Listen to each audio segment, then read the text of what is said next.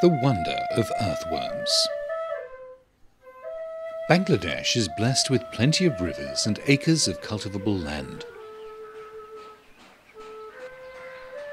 Most soils are fertile by nature, and farmers are able to grow 2 or 3 crops per year on the same field. To feed the growing population, farmers have increasingly used mineral fertilizer and pesticides. While production initially increased, the continuous overuse of chemicals has created a new problem.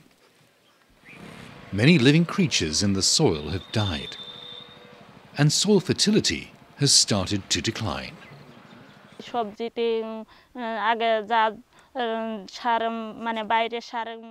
We used to buy mineral fertilizer that we applied again and again.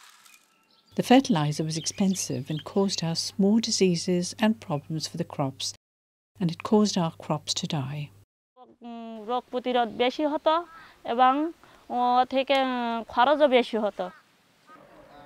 In the coastal areas, farmers and fishermen grow vegetables on poor, sandy soils. These soils are often affected by salt from the sea, and it's hard to find living organisms in the soil. As a result, it's becoming more difficult to grow good yields of cereal crops and vegetables.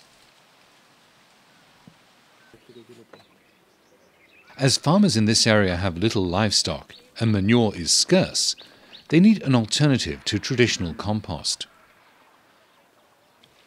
In this video, we'll learn about compost made by worms.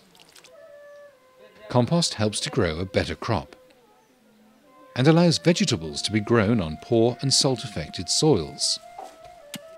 By adding worms, you can make compost much faster. You can sell the compost and the worms to other farmers. Making compost with worms is easy, cheap, and can be done in a short time. It improves incomes of rural people, not only for the farmers who produce the compost, but also for those who use it.